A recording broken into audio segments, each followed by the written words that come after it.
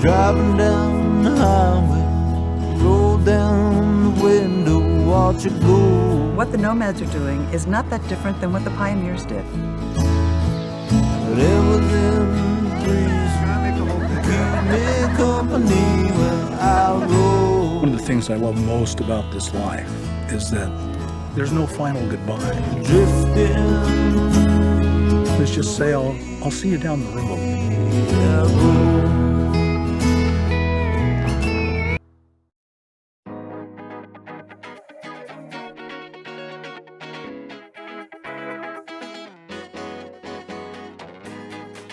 So that was a clip from the Academy Award-winning film Nomadland, which is kind of who I'm interviewing today. My good and dear friend Porter Palmer, who, with her husband, have been living maybe not quite the same kind of lifestyle. They live in quite a nice motorhome, and it might not be quite at that same level, but it's the same concept of living on the road. They've been doing it for years, and I've visited them as they've stationed themselves in various parts of the United States, and it's been just an interesting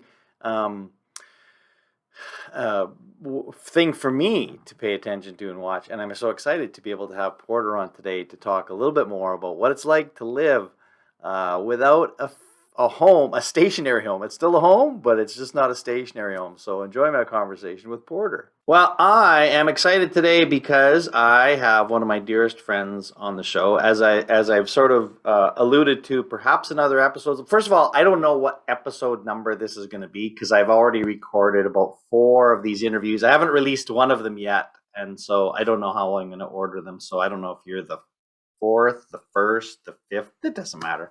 We'll see how good I am. Well, maybe, yeah. But this is one of my dearest friends. So the first thing to do is just a real quick intro of yourself as a professional, who you are, where you are, what you do.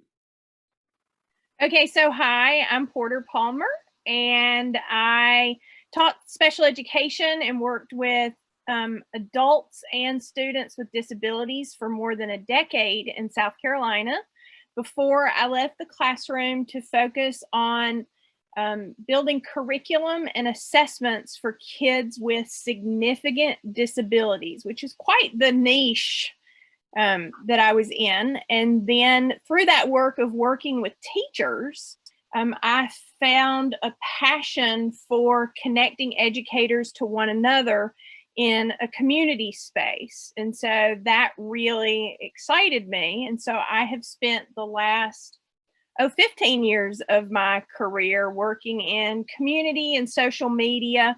I'm currently at Leone Consulting Group, which is a small boutique marketing agency, digital marketing agency run by my good friend Ilana Leone. And I've been working there a couple of years, and we help brands do social media, newsletters. The thing that I'm most passionate about, though, is helping brands build communities, and specifically communities for teachers. Although we do dabble in communities for parents as well, my passion is really around teacher communities. Okay, so how do we know each other? So I've known you a long time. You are the first person that I ever watched go live on like Ustream or whatever it was at the time. Like, this is way back when Twitter was a baby.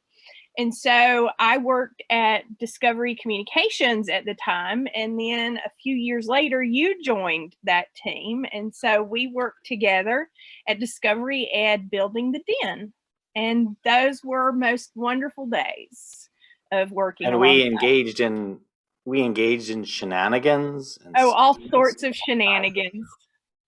That was such a good time. Anyway, so all of that professional stuff, we're just going to put way over to the side because that's not what we want to talk about today. So when I think right from the start when I met you, I remember in 2012, we had our summer institute out in Bozeman, Montana, and you and your husband, Bill, came out there in a fifth wheel trailer. Was it the fifth wheel? No. We didn't have the Wasn't it? fifth wheel Was yet. It was What did just a you have? regular pull behind Just a trailer? RV. Yeah, it's just a trailer. Okay. We're on number 3 now. All right. So the reason that you're here is to talk about your life as a homeless remote. I don't even know what the term. A full-time RVer. A full-time RVer. Yes. Now, so that was my sort of first. Tell me how you sort of transitioned from having a home in Michigan to that. Like, how did that come about? How did that evolve? Okay, so it actually starts before then. So when we were living in San Antonio, Texas, Bill was working at a radio station. I was working for Discovery Ed, but I was working remotely. And my stepson was graduating high school, fleeing the nest, and we were going to find ourselves empty nesters. This was around 2008, 2009. The economy here in the United States was sort of tanking at the time. And so we started thinking about how hard we were working to make the house payments on that 2-story neighborhood home, and the cars and the this and the that. And we started just thinking, like, what do we need? That was the question that we asked each other, is what do we need? And we realized that we did not need as much as we had. And so we were inspired. We went to Terlingua, Texas, which is way out in West Texas. And there are groups of people who were living off the grid there. They were building, this is, more than a decade ago, they were building container houses and off-grid living arrangements. And we were really inspired by that, but we wanted to buy land there. You could pick up for $6,000, you could pick up 20 acres. Now, this is bad land, so people don't really want that, which is why it was so affordable. There are harsh winters and harsh summers in that area, so it makes living there tough. And so we thought, you know what, instead of having a small, tiny house in this one location, what if we just bought an RV and we could take it to Terlingua when we wanted to be there? And then when the weather is really tough, we could leave and go somewhere else. And so that planted the seed back in 2008 or 2009. We sold our house in San Antonio and moved to Michigan into my husband's grandparents' house in order to help us make this leap. And so we planned for several years. And when you saw me in 2012, that was part of the planning. We still had this house that was more affordable, but that meant we were able to buy the RV and be able to leave the house behind for a little while, not worry about the maintenance so much, hire somebody to cut the grass, and then take this longer trip. And that was one of our biggest trips, was to go out to Montana in 2012. We had just bought our first RV in 2011 in November. We did that one big trip. We did a trip down south for the winter, realized that we needed something bigger. And that's when we got the fifth wheel, which just a year later, like right after Montana, we realized this is too small. And now you're in a motorhome, like you said. This is your third. Now we're in a motorhome. We've had it it'll be 2 years in July. So talk about, and again, not that any year is typical, and of course this year is certainly untypical, but like just in general, like what is sort of the mindset of like how you sort of scope out, because you stay in some places for longer than others. Yeah. So like what's sort of the philosophy, I guess, of how you live remotely and where you choose to go? Sure. So we use a system that we sort of call a stake in the ground system.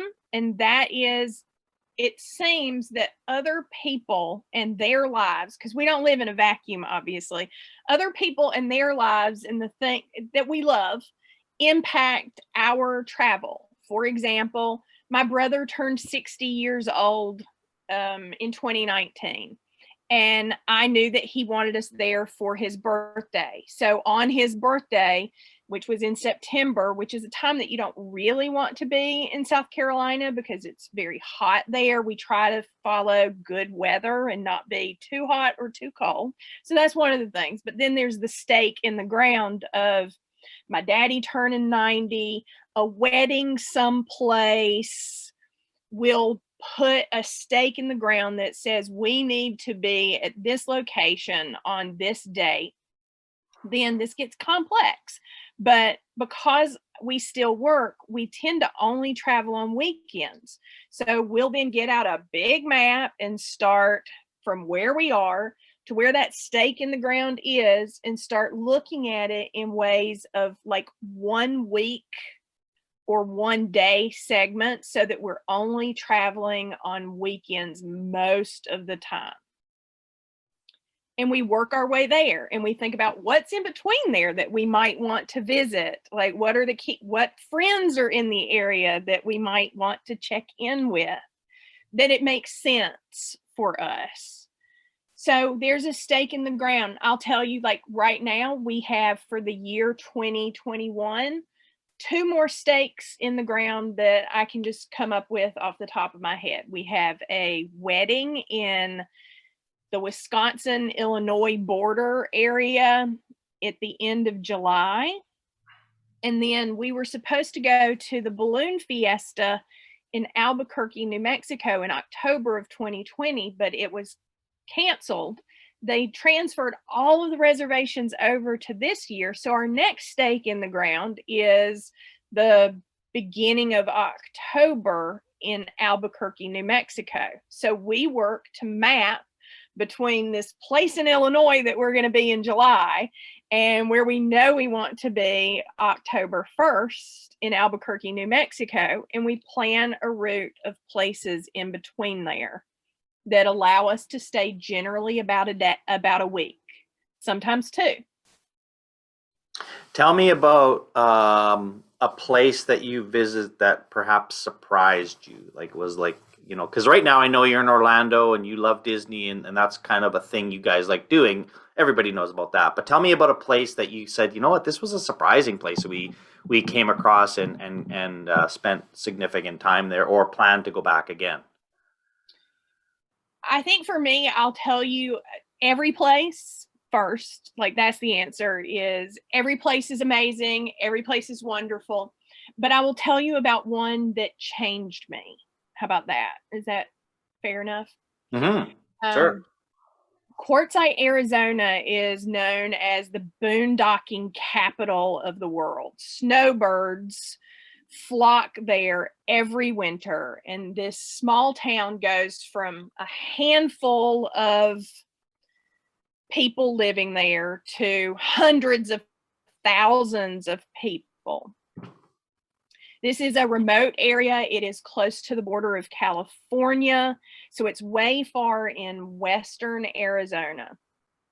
And when we got there, we were not boondocking. We were staying in a campground because we weren't sure what our internet situation would be. And internet is the second biggest concern. It's actually the biggest concern, but then there's something else that's like the hardest part of RVing, and we'll talk about that in a little while.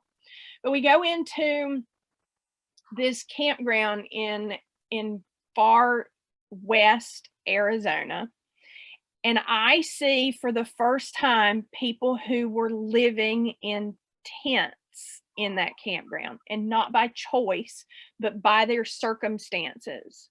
And it was very eye-opening for me because most of the time I live in these campgrounds where the majority of people are retirees. They are choosing this lifestyle. They have a house somewhere else. And that was really challenged for me in that first moment. In that first moment, I felt really far away from home. I was way far away because I was way on the other side of the country from where I grew up in my little bubble of South Carolina. But I saw people using this lifestyle to survive. in a much different way than I had seen it before. And the shortest version of the story is people are people. And I wasn't far from home. I felt like I was for just a minute, but 10 minutes later, one of the people who lived in one of the tents, invited us to where they were playing music that night. And music is the great connector. So I sat around the campfire and communed with wonderful people and let go of the things that had held on to me, I suppose, or fears that I might have had of unfamiliar people or unfamiliar circumstances, and made friends with folks. And I can't wait to go back to Quartzsite. And Quartzsite's not the top of my list of favorite places or anything, but I learned so much about myself, and I changed in that moment. That's cool. So, okay, so you mentioned internet, and so my question is, and you can maybe respond with what the hardest what is the hardest thing about remote living, and maybe that gets to what you were going to talk about before. What's the most Sure. I mean, the hardest part is mail. People want to send. I love holiday cards, and so we always use my parents' address for that. But like my birthday will come along, and somebody will want to send something. And for my birthday this year, I actually said to people, all I want for my birthday is to not worry about whether there's a package coming or mail coming, or that is the thing I don't want to deal with. Here's why. So we don't have an address.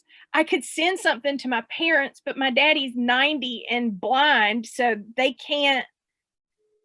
shouldn't be driving to try to take this to the post office for me. Like, that's just, so we have a mail service, but a lot of campgrounds that we stay in, they don't want to receive United States Postal Service because that helps establish this is a residence for you, and people will play that game of establishing a residence. So I can't get just a regular card. I can usually get packages through UPS or FedEx, but getting snail mail is the hardest part of this lifestyle.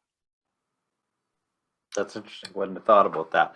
Right? What about yeah. So what's the sort of luxury item? Because obviously you have to make a lot of choices in living where you live. But what's the luxury thing that you have that you just you spent maybe more money than you might have, but this is the thing that we need in order to really feel like to feel like we're home.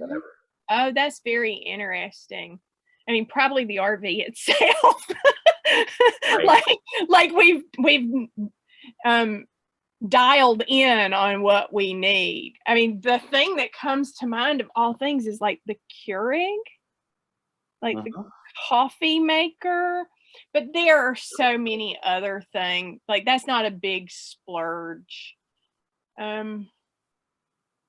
have a lot of solar. So I guess we have a lot of solar. Yeah, and I guess the other thing is just sort of your relationship with your home. So I think about my own wife, who she just loves decorating, that whole thing. So that's and so you're always and sometimes even if you don't want to, you're forced to spend money on your home because it needs upkeep or whatever. Do you have is it a slightly different relationship than with your home in terms of things? It's we have a sort of a good enough attitude, or are you constantly upgrading or adding? I'm just wondering if that's a different relationship. It's a different relationship, I think. I think it could be different for different people. I'll tell you, we've talked about that this is our third rig. So our first rig was just a pull behind camper. We determined that it was just not suited for full-time living. There wasn't a comfortable place for us to sit and and hang out. And when you are full-time, that is different than camping. When you camp, you spend a lot of time outside. But if you are snowbirding, wintering in Florida or Arizona or any place that is warmer, your days still end really early. It gets dark at 6 o'clock. And so you do find yourself spending more time inside, so you need a comfortable place to sit. And so that is the main reason we changed rigs to the fifth wheel. So we moved into a 33-foot brand new fifth wheel, and we lived in it for 7 years, and we were very happy with it. However, it was a lightweight model. And as we started thinking about things we wanted to change about it, we realized that it wasn't I'm going to say quality, but I don't want to put down the quality. It was fine, but it wasn't made for full-time living for decades. And so we started thinking, well, if I want to change the furniture or change any of these things, this quality of rig isn't the one I want to invest in. And that's why we wound up in this rig that we have, which is, we went back in time. We had a 2013 model of fifth wheel, and we bought a 1999 Country Coach motorhome, 40 foot long. And we said, if there are any changes that we want to make, it will be to this rig that weighs tens of thousands of pounds and has real wood inside and those sorts of things. So we found this in July of 19, and it was just already perfect for us. We needed to change one thing. We changed a recliner that was a red color, that ox blood or whatever it's called. We changed it with an off-white one that we bought at Costco. So like, that's the only change that we really need. I've hung a picture or two. You'll see that one right there. But otherwise, besides hanging pictures and putting our special touches, we've not needed to do anything to this rig yet. That doesn't mean that we won't someday. Yeah, no. And so what advice would you give to somebody who's saying, gee, this lifestyle seems interesting, enticing. I'd like to dip my toe in the water or get to, like, what advice do you give to people who are thinking about this kind of lifestyle? Sure. Buy used. Number one thing, especially if you are the dipping your toes in the water, it doesn't even matter what rig, because I mean, we've been doing this 10 years and I'm on our third rig, but whatever rig you get probably won't be your last one. So just buy used so that you don't take that hit right away. That's hard advice. People don't like that. We just learned it the hard way. You can get so much better for so much less if you go back in time. Start with short trips. If you're going to be working, make sure that you have solid internet that you can bring with you. That's a real thing if you are a working age person. We spend a lot of money on our internet. We have both Verizon and AT&T, and make sure that we can use both of them. And then just do it. This is the best life. This is the best life. So just do it. You need fewer things. Trade in those things for adventures. If you're just getting your feet wet, get a house sitter and do it anyway. Like, leave your stuff and get a house sitter and try a short trip. Run somewhere for winter or go somewhere for summer. Do a month. Well, it's been interesting. It's been interesting sort of, following your journey and knowing that, this is certainly not a fleeting interest, that you're all in on this and are quite content to continue this way for as long as you can, I'm sure. The last question I'm going to ask, and the answer can be none, but the answer might be of how has this lifestyle impacted you as an educator? Or is there sort of any connection to that, or is it like, no, it's just how it, and that's fine if there isn't, but if there is, how has that impacted you? I think I know the answer to this one, but I'll let you do it.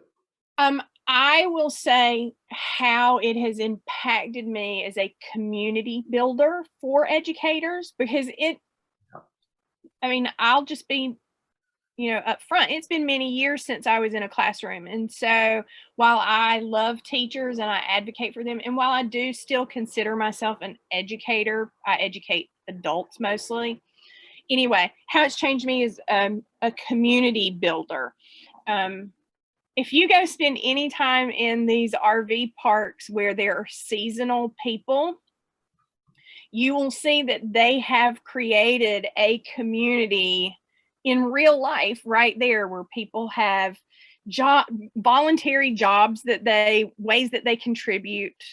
And so just being able to observe humans and how they interact with one another in a in-person community setting has helped me empathize more with people in online community settings, and to internalize how community is built and works, and how you help people step forward and become more active in a community.